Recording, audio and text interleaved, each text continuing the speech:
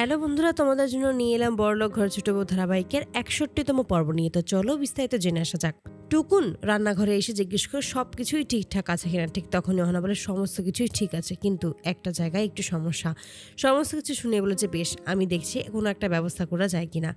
আর তখনই সবাইকে একটা কথা বলে, তোমরা সবাই শুধু একটা জিনিস খেয়াল রাখবে যে পিসি আর পল্টু দাদা যেন কোনোভাবেই এই খবরটা জানতে না পারে। ওদের কানে যেন কোনোভাবেই এই খবরটা না যায়, তাহলে কিন্তু খুব বড় কেলেঙ্কারি হয়ে যাবে। এটা তোমরা কেউ বুঝতেও পারছো না। ঠিক তখনই বলে যে আমরা সমস্ত কিছু ম্যানেজ করে নেব। টুকুন বলছে বেশ, তাহলে আমি একজনকে দিয়ে সমস্ত কিছু ঠিকঠাক করার জন্য ব্যবস্থা করছি, কিন্তু খাবার বানানোর জন্য বড় একটা জায়গা লাগবে। তখনই টুকুন বলে কি যে করি কিছুই বুঝতে পারছি না। টুকুন তখন ওই লোকটাকে ফোন দেয় এবং সমস্ত কিছু জানিয়ে দেয় যে তার বাড়িতে খাবার লাগবে, তাকে খাবার রান্না করে দিতে হবে। ঠিক তখনই বলে কিন্তু খাবারের জন্য তো একটা বড় জায়গার প্রয়োজন, সেটা আমি কোথায় পাবো। ঠিক তখনই টুকুন বলে তাহলে একটা কাজ করুন, আপনি আপনার বাড়ি থেকেই রান্না করে নিয়ে আসুন। কিন্তু প্রথমে কোনোভাবে ওই লোকটা রাজি হয় না। ঠিক তখনই বলে যে প্লিজ আমার জন্য তো এই কাজটা করে দিন। ঠিক অনেক জোগাড়াজুড়ি করার পর অবশেষে ওই লোকটা রাজি হয় আর বলেছে আমি আমার বাড়ি থেকে তাহলে সমস্ত কিছু নিয়ে আসবো। টুকুন তখন বলেছে আমি আপনাকে কিছু টাকা বাড়িয়ে দেবো, আপনি এই কাজটা করুন। তাই এতে করে ওই লোকটা রাজি হয়ে যায়। টুকুন সবাইকে ভরসা দিয়ে সেখান থেকে বেরিয়ে যায়। তবে যাওয়ার সময় পল্টুর সাথে ধাক্কা লাগে আর তখনই বলেছে কোথায় তুই যাচ্ছিস। ঠিক তখনই কথাটাকে ঘুরিয়ে ফেলে টুকুন আর বলছে আমার কিছু বন্ধু বান্ধব আসার কথা, তাই ওদেরকেই নিয়ে আসতে যাচ্ছি। ওদেরকেই ফোন করছিলাম, আসলে ওরা এখন কোথায় আছে না আছে সেটা জানার জন্য। ঠিক তখনই বলেছে তুমি কোথায় যাচ্ছ। তখনই পল্টু বলে আমি আমার কিছু বন্ধুদেরকে দাওয়াত দিয়েছি, তাই তারা এখানে আসবে, তার জন্যই আমি অপেক্ষা করছি। ঠিক তখনই কাকা সেখানে আসে আর বলছে তুই কোথায় যাচ্ছিস। ঠিক তখনই বলেছে আমি যাচ্ছি, আমার কিছু বন্ধু আসবে, তার জন্য অপেক্ষা করছি। যখনই পল্টু ও কাকা কথা বলে ঠিক সেই মুহূর্তেই টুকুন মাঝখান দিয়ে ম্যানেজ করে সেখান থেকে বেরিয়ে যায়। অপরদিকে দেববাবু দুর্গাবাবুকে বলছে তুমি খুব সুন্দর করে পুজোর আয়োজনটা করেছো। দুর্গাদেবী তখন বলে যে আমি কিন্তু এই সমস্ত কিছু করিনি, আমার বাড়ির বউরা মিলে এই সমস্ত কাজ করেছে। কিন্তু এখানে যে এখন কি হবে সেটাই বুঝতে পারছি না। এখানে এত লোকজন এসেছে, কিভাবে যে ভোগের সমস্ত কিছু ঠিকঠাক হবে আমি সেটাই বুঝতে পারছি না। তখনই দেববাবু বলেছে কিন্তু তুমি তো এই বাড়ির বউ, আর তুমি জানো না যে এত মানুষ এখানে আসবে, তুমি সবাইকে তাহলে নেমন্তন্ন কেন করেছো। তখনই দুর্গাদেবী বলেছে এই সমস্ত কিছু আমার দায়িত্ব ছিল না, আমার 4 বউয়ের ওপর দায়িত্ব ছিল, তাই ওরা নিজেরাও জানে না যে এত লোকজনকে কে আসতে বলেছে। এখন যে কি হবে কিছুই বুঝতে পারছি না, খুব চিন্তা হচ্ছে। ঠিক তখনই দেববাবু বলেছে তাহলে এতগুলো মানুষের ভোগের ব্যবস্থা এখন কিভাবে হবে। দুর্গাদেবী বলেছে কিন্তু আমার বৌমারা 50 জনের আয়োজন করা হয়েছে। ঠিক তখনই দেববাবু বলে কি বলছো তুমি, মাত্র 50 জন? কিন্তু আমার তো মনে হচ্ছে কম করে হলেও এখানে 200 জন লোক এসেছে, তাহলে 50 জনের রান্না হলে বাকি 150 জন মানুষের রান্না কিভাবে হবে, সমস্তটা ম্যানেজ হবে কিভাবে সেটাই তো আমি বুঝতে পারছি না।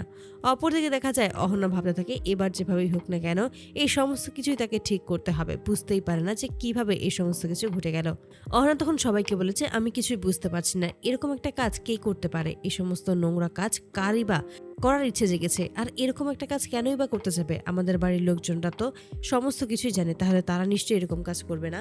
তখনই মেজবে বলে যে তাহলে তারা ছাড়া আর কারাই বা আছে, কেই বা আমাদের এত বড় একটা ঝামেলার মধ্যে ফেলবে, এত বড় একটা চিন্তার মধ্যে ফেলবে, সেটাই তো বুঝতে পারছি না। অহনা তখন বলে যে যেই এই কাজটা করুক না কেন আমাদের হয়রানি করার জন্যই এই কাজটা করেছে। তবে আমিও বলে রাখছি আমিও দমে যাওয়ার পাত্রী নই, এবার আমিও দেখিয়ে দিব সমস্ত কিছুটা কিভাবে ঠিকঠাকভাবে হবে। আমি মায়ের অসম্মান কোনোভাবে হতে দেব না এই বাড়িতে। মা এতগুলো বছর পর নিজের মুখ ফুটে শুধুমাত্র পুজোর কথা বলেছে, খুব বড় করে একটা পুজোর আয়োজন করবে, আর এখানে আমি কোনোভাবেই মায়ের অসম্মান হতে দেব না। আর এখানে মায়ের বাবার বাড়ি থেকেও লোকজন আছে, মাকে ছোট হতে কখনোই দেব না। তখনই বড় ভাই বলেছে বেশ, আমি তাহলে বাইরে কিছুর ব্যবস্থা করতে বলছি, কারণ বাইরেও তো মানুষদেরকে বসে দিতে হবে, কিন্তু সেখানে তো কোনো কিছু বসিয়ে দিতে হবে, চেয়ার টেবিল, নয়তো ওরা কোথায় বা খাবে, কিভাবে বা খাবারের ব্যবস্থা করবো সেটাই তো বুঝতে পারছি না। ঠিক তখনই বড় ভাবি মিষ্টিকে ডেকে আনে, আর তখনই মিষ্টি বলে যে মা এখানে যে এত লোকজন আসবে সেটা তো তুমি আগে বলোনি, তাহলে তো আমি আমার কিছু বন্ধুদেরকেও দাওয়াত দিতে পারতাম। ঠিক তখনই ক্ষিপ্ত হয়ে যায় বড় ভাবি আর বলে যে হ্যাঁ, শুধু তোমার 2 জন বন্ধু বান্ধব কেন, পুরো মহল্লায় যত বন্ধু বান্ধব আছে তাদের সবাইকে তুমি ডেকে আনতে পারতে। ঠিক এতে করে মন খারাপ করে মিষ্টি আর বলে যে বেশ, আমি আর কাউকেই কোথাও বলবো না। যখনই চলে যাবে ঠিক তখনই আটকে দেয় আর বলে যে তুমি তোমার বাবাকে একটু এখানে ডেকে আনো, তুমি বলবে আমি তাকে ডাকছি। এই বলেই তখন চলে যায় মিষ্টি। অপরদিকে দেখা যায় যে টুকুন ওই লোকটাকে সমস্ত কিছুই জানিয়ে দেয় যে সমস্ত কিছু যেন ঠিকঠাকভাবেই করতে পারে। ঠিক তখনই লোকটা বলে যে সমস্ত কিছুই ঠিকঠাক হবে, কিন্তু সময় একটু বেশি লাগবে, তো সমস্ত কিছু জোগাড়ের একটা ব্যবস্থা আছে। এতে করে টুকুন বলছে বেশ, তাহলে আপনার যা যা দরকার আপনি তাই করুন, সমস্যা নেই।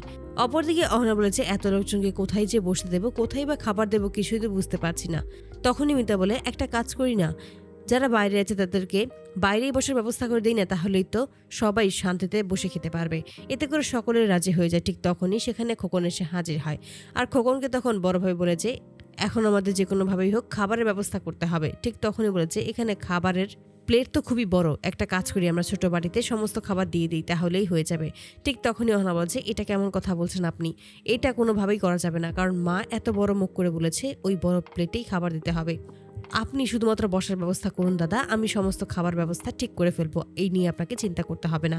তবে আপনি আপনার ছোট ভাইকে এখানে একটু পাঠিয়ে দেবেন, ওনাকে কিছু কাজ করতে হবে। ঠিক তখনই খোকন বলেছে আরে ও রাজপুত্রের মতো সেজে মেহমানদের পেছনে পেছনে ঘুরছে, ও এই সমস্ত কিছুর পেছনে যে আসবে না, অযথা সময় নষ্ট করবে না, এটা তো আমি খুব ভালোভাবে বুঝতে পেরেছি, কারণ ও তো এই বিষয়ে মানাই করে দিয়েছিল, বললেই তো দিয়েছিল যে এই সমস্ত কোনো কিছুই করতে হবে না। ঠিক তখনই বড় ভাই বলেছে আপনি যান, আপনি কি ওকে বলবেন আমি ওকে ডাকছি। ঠিক তারপরে খোকন সেখান থেকে চলে যায়। অপরদিকে টুকুন ক্ষেত্রদাতাকে বলে তুমি কোনো চিন্তা করো না, তোমার যা যা প্রয়োজন তুমি শুধু আমাকে বলবে, আমি সবটা এনে দেবো। এভাবেই ক্ষেত্রদাতাকে মানিয়ে নেয় টুকুন। অপরদিকে অর্জুন যখন রান্নাঘরে আসে ঠিক তখনই বলে যে মেজে ভাবি একজন তো চলে এসেছে, আর আমার জনকে দেখো সে নিজের মতো করে রয়েছে, এদিকে যে তার কোনো মাথা ব্যথাই নেই, ওনার তো কোনো সমস্যাই নেই আমাকে নিয়ে। অপরদিকে অহনা বলতে থাকে যে তুমি কোনো চিন্তা করো না। মেজে ভাবি তখন বলে ওনাকে দেখো এইখানে যে কত কিছু হয়ে যাচ্ছে তাতে কোনো ওনার মাথা ব্যথা নেই। ঠিক তখনই অহনা বলে ওঠে ওনার তো সমস্ত সমস্যা আমাকে নিয়ে। তখনই মিতা বলে যে তুমি কোনো চিন্তা করো না, যদি তোমাকে নিয়ে কেউ কোনো কথা বলে, উল্টোপাল্টা কথা বলে সকলের সামনে, তাহলে কি আমরা চুপ করে থাকবো নাকি? আমরা একদম চুপ করে থাকবো না, কাউকেই ছেড়ে দেবো না, পাল্টা প্রতিবাদ করব। এতে করে সবাই তখন খুশি হয়ে যায়। অপরদিকে দুর্গাদেবী চিন্তা করতে থাকে। ঠিক তখনই অহনা সেখানে আসে আর বলে যে মা আপনি চিন্তা করবেন না, সমস্ত কিছু ঠিকঠাকভাবে হয়ে যাবে। দুর্গাদেবী তখন বলছে আমার তো মনে হচ্ছে আমি খুব বড় ভুল করেছি তোমাদের উপর সমস্ত দায়িত্ব দিয়ে। ঠিক তখনই অহনা বলে যে কেন মা, আপনার এটা কেন মনে হচ্ছে? আমরা কি সবকিছু ঠিকঠাকভাবে করতে পারছি না? আমাদের কি কোথাও ভুল হচ্ছে? তখনই দুর্গা বলছে না তোমাদের কোনো ভুল নেই, কিন্তু দেখো এখানে অনেকজন মানুষ বেশি এসেছে, মানুষের ভোগের আয়োজন কিভাবে হবে? মাত্র 50 জনের খাবার দিয়ে তো এতগুলো মানুষকে খাওয়ানো সম্ভব নয়। যদি খাবার দেওয়া না হয় তাহলে তো সমস্ত মান সম্মান শেষ হয়ে যাবে, সবাই যদি না খেয়ে চলে যায় তাহলে তো এটা আমার বাড়ির জন্য ভালো হবে না। এর থেকে ভালো হবে যে ডাল ভাতের আয়োজন করা, আমি আমার বাবার বাড়ির লোকজনকে ডাল ভাত খাইয়ে দিতে পারবো। ঠিক তখনই অহনা বলছে যে না মা এমনটা আপনি করবেন না, আপনি চিন্তা করবেন না, সবকিছু ঠিক হয়ে যাবে। তখনই অহনা বলছে আমার বাবার বাড়ি থেকে তো শুধু মাই আসবে, আমি বরং মাকে আসতে বারণ করে দিই। ঠিক তখনই দুর্গাদেবী বলেছে এটা কোনোভাবেই হতে পারে না, তোমার মা কেনই বা আসবে না? তুমি আগে ওনাকে আসতে দাও, তারপর দেখা যাবে কি হবে না হবে, কি বা খাবার দেওয়া যাবে। যদি সমস্ত কিছুই শেষ হয়ে যায় তারপর ডাল ভাতের আয়োজন করা হবে, তুমি কোনো চিন্তা করো না। ঠিক তখনই অহনা বলে মা আপনিও চিন্তা করবেন না, সমস্ত কিছু ঠিক হবে। তখনই দুর্গাদেবী বলেছে ঠিক কখন থেকে বলে আসছো শুধু ঠিক হবে ঠিক হবে, কিছুই তো ঠিক হচ্ছে না আমার মনে হচ্ছে, দেখো আমার ভয়ে হাত ঠান্ডা হয়ে যাচ্ছে। তখনই অহনা বলেছে মা এই সমস্ত কিছু আপনি চিন্তা করবেন না। অহনা নিজেকেও শান্ত করে এবং দুর্গাকেও শান্ত করার চেষ্টা করে আর বলছে আপনি চিন্তা করলে কিন্তু কোনো কিছু সমাধান হবে না, আপনি চুপচাপ একটু শান্ত স্বরে থাকুন, দেখবেন সবটা ঠিক হয়ে যায়। তারপরে দেখা যায় পুজো শেষ হয়ে যায়। আর ঠিক তখনই একজন বলে উঠেছে পুজো তো শেষ হয়ে গেল, এখন তো খাবার দেওয়ার পালা, এবার তো ভোগ বিতরণ করতে হবে। পিসি তখন বলে অবশ্যই আমি সবকিছু দেখে আসছি। তখনই বড়ভাবে কে ডাকতে আসে আর রান্নাঘরে এসে হাজির হয়ে বলে কি হলো, এতই তো দায়িত্ব নিয়েছিলে, তাহলে দায়িত্বটা পুরোপুরি পালন কেন করছো না?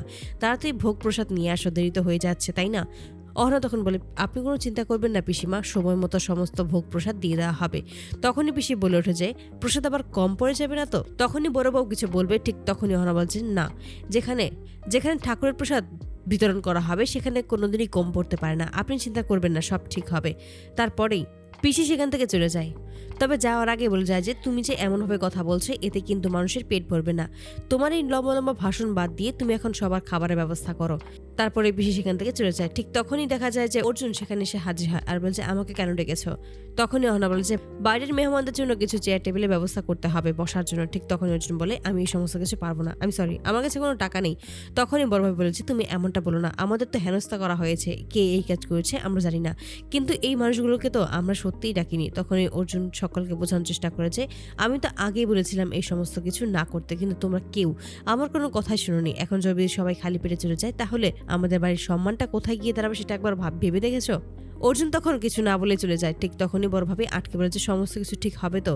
কিন্তু অর্জুন তখন চুপ করে থাকে এবং চলে যায়। অহনা তখন বড় ভাবিকে বলে যে তুমি কোনো চিন্তা করো না ভাবি, দেখবে ও নিশ্চয়ই সবকিছুর ব্যবস্থা করে ফেলেছে, কারণ ওর ওপর আমার পুরো বিশ্বাস আছে। তারপরে দেখা যায় যে সবাই যখন খাবারের কথা তোলে ঠিক তখনই সেখানে এসে হাজির হয় অহনা আর বলছে আমাকে 10টা মিনিট সময় দিন। এই 10টা মিনিটের মধ্যে সমস্ত কিছু হয়ে যাবে। 10 মিনিটের মধ্যেই সমস্ত ভোগের ব্যবস্থা আমি করে দেব। আর এনাদের যে দেখছেন এনারা শুধু কিন্তু গীতার পুজো করার জন্য এখানে আসেনি। ওনারা কিন্তু ভজন কীর্তনও খুব ভালোভাবে করতে পারে। অন্তত আপনারা 10টা মিনিট এই সমস্ত শুনুন। ঠিক তখনই দেখা যায় যে ভজন কীর্তন শুরু হয়ে যায়। অপরদিকে দেখা যায় অর্জুন রাগ করে থাকলেও সত্যিই সে সমস্ত টেবিল চেয়ারের ব্যবস্থা করে ফেলে মানুষকে খাওয়ানোর জন্য। তারপরে সবাইকে বসিয়ে দেয়। ঠিক তখনই দেববাবু বলে যে কি অপরূপ সুন্দর করে সাজিয়েছে সবটা। তখনই দুর্গাদেবী বলেছে হ্যাঁ, আমার বউরাই বলেছে আমাকে কোনো চিন্তা না করতে, ওরাই নাকি সমস্ত কিছুর ব্যবস্থা করে ফেলবে।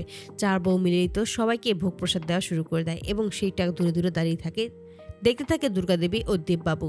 এই সমস্ত কাণ্ড দেখেই দেববাবু বলে ওঠে যে সত্যি তোমার বাড়ির বউরা সত্যি খুব লক্ষ্মী। ঠিক তখন দেখা যায় পিসি ও কাকিমণি সেখানে আসে। আর তখনই কাকিমণি পিসিকে বলেছে দেখেছো, কিছুক্ষণ পরেই তো এই সমস্ত কোনো কিছু আর থাকবে না, খাবারই তো শেষ হয়ে যাবে। তারপর যে আরো মানুষ রয়েছে তাদেরকে কি বা বলবে, কি বা দেবে খেতে। আর দিদিকে তো তখন আচ্ছা মতো কথা শোনাবে আর ওই মেয়েটাকে এবার উচিত শিক্ষা দেওয়া হবে। এই সমস্ত বলে তখন হাসাহাসি করতে থাকে। ঠিক তখনই একজন আসে আর তখনই পিসি বলেছে আজকে কিন্তু আমাদের বাড়ির সমস্ত আয়োজন, পুজোর আয়োজন আমাদের বাড়ির 4 বউ করেছে, সমস্ত কিছু ভোগ প্রসাদ সহ। কিন্তু যদি কখনো কোনো ভুল হয়ে থাকে তাহলে কিন্তু অবশ্যই সেটা আপনারা এই 4 বউকেই বলবেন। অহনা তখন বলে যে তুমি বুঝতে পারছো বড় ভাবি? বড় ভাবি তখন বলছে হ্যাঁ, আমি সমস্তটাই স্পষ্টভাবে বুঝতে পারছি যে এই সমস্ত কিছু আসলে কে করেছে। ওরা যে ইচ্ছে করে করেছে এটা খুব বুঝতে আমাদের বাকি নেই। তখনই অহনা বলছে চিন্তা করো না, দেখি কি হয়। আমার বিশ্বাস টুকুন দাদা কিছু না কিছু ঠিক ব্যবস্থা করে ফেলবে। তখনই দেখা যায় টুকুন সেখানে আসে আর সবাইকে অধীর আগ্রহে তাকিয়ে থাকতে দেখে বলছে কি হলো, তোমরা চিন্তা করছো কেন? চিন্তা করো না, সমস্ত কিছুই ঠিক হয়ে যাবে। খেতেদাতা আমাকে বলেছে টেনশনের কোনো কারণ নেই, হয়তো একটু দেরি হবে কিন্তু সমস্ত কিছুই ঠিক হবে। এতে করে সকলেই খুব খুশি হয়ে যায়। টুকুন তখন বলে তোমরা এই দিকটা দেখো, আমি সবটা সামনে নেবো, চিন্তা করো না। ঠিক তখনই দুর্গা সেখানে এসে খাবারের কথা জিজ্ঞেস করলে মানুষ বলতে থাকে যে সত্যি খাবার খুব মজা হয়েছে। ঠিক তখনই অহনা দুর্গার কাছে আসে আর বলছে আপনি চিন্তা করছেন কেন মা? একদম চিন্তা করবেন না। তখনই দুর্গাদেবী বলেছে কি যে বলছো তুমি, আমি চিন্তা করব না? আমার তো মনে হচ্ছে আমি চিন্তা করতে করতে এখানেই জ্ঞান হারিয়ে পড়ে যাব। অহনা তখন দুর্গাকে বলে মা আপনি চিন্তা করবেন না, আপনি ওখানে গিয়ে বসুন, সমস্ত কিছুর ব্যবস্থা ঠিক হয়ে যাবে। অপরদিকে এই সমস্ত কথা যখন পিসি শুনতে পায় ঠিক তখনই মনে মনে বলেছে এবার তো টেনশন তোমার করতে হবে অহনা, কারণ এবার আমিও দেখতে চাই তুমি বাকিটা কিভাবে ম্যানেজ করতে পারো, এতগুলো মানুষকে কিভাবে তুমি খাবার পরিবেশন করতে পারো। তোমার ধৈর্য কত তো সেটা এবার আমি ঠিক দেখতে চাই। তো বন্ধুরা তোমাদের কি মনে হয় পরবর্তী পর্বে কি হতে চলেছে? এবার কি সত্যি খাবারের সংকটে মানুষের কাছ থেকে অপমানিত হতে হবে সেন পরিবারের সবাইকে, নাকি তার আগেই পিসির চক্রান্ত বানচাল করেই সবাইকে পেট ভরে খাবার খাওয়াই দিতে পারবে অহনা? অবশ্যই তোমরা তোমাদের মতামত কমেন্ট বক্সে জানতে ভুলবে না। ধন্যবাদ।